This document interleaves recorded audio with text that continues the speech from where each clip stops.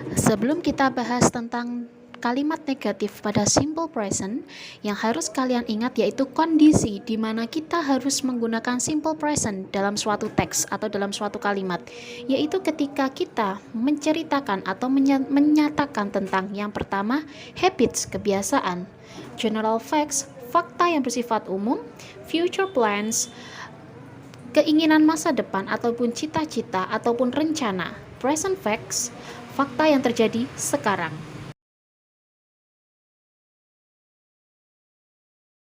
Yang namanya kalimat negatif itu yaitu kalimat yang berarti tidak. Jadi pada kalimat itu ada kata tidaknya.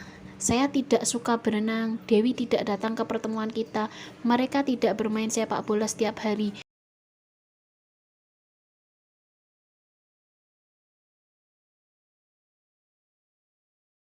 Dalam simple present kalimat negatif, kata tidak itu diterjemahkan do not atau does not. Ya, do not kalau disingkat menjadi don't, kalau does not disingkat menjadi doesn't.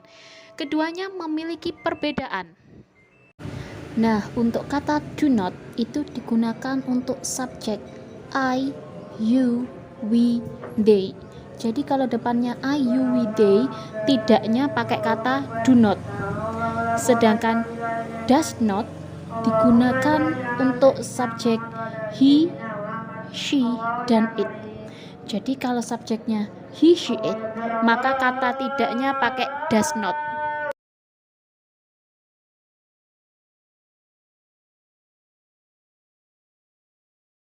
Baik, mari kita bahas contohnya ya. Yang pertama, I don't like swimming.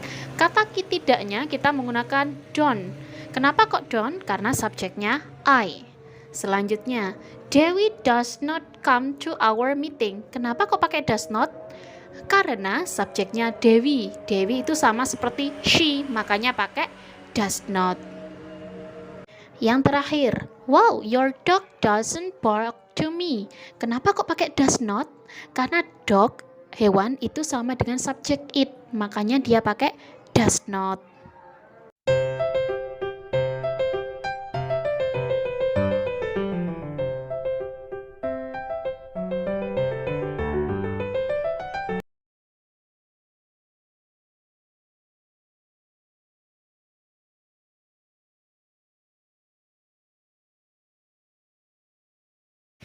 Nah, untuk kalimat interrogatif, sama seperti kalimat negatif, juga menggunakan do atau does.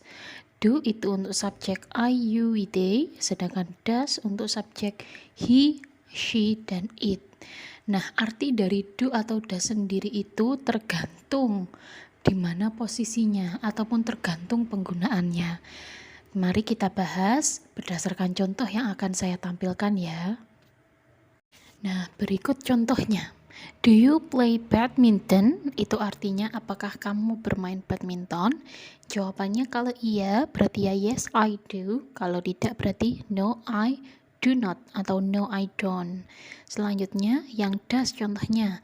Does he do his homework? Jawabannya yes he does kalau iya dan no he doesn't kalau tidak.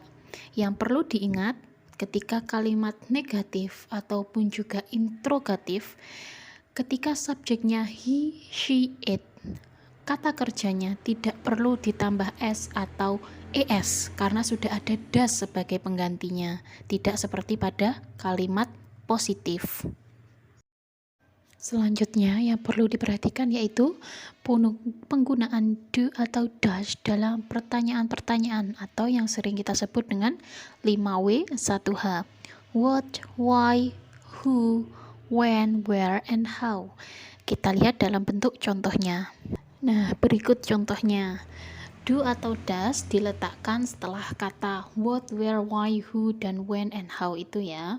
Jadi contohnya, when do you study English? Apa artinya?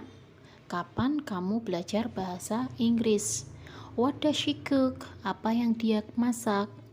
How do they win every competition? Bagaimana mereka memenangkan setiap perlombaan?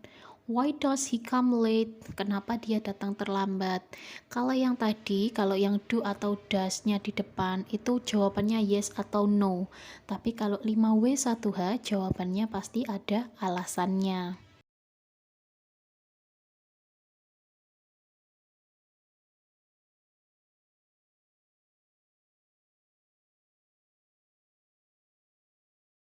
Nah, informasi penting yang perlu diingat sekali lagi, tambahan S atau ES pada kata kerja atau pada verb itu hanya berlaku untuk kalimat positif, simple present tense, yang subjeknya he, she, dan it. Untuk kalimat negatif dan pertanyaan tidak perlu karena sudah ada kata does, saya lingkari hijau sebagai penggantinya. Jadi, ketika kalimat negatif dan juga pertanyaan atau interrogatif, kata kerjanya tidak boleh ditambahi S atau ES. Sedangkan kalimat positif, kalau subjeknya he, she, dan it, kata kerjanya wajib ditambahi huruf S atau IS. Panduannya silakan cek video sebelumnya.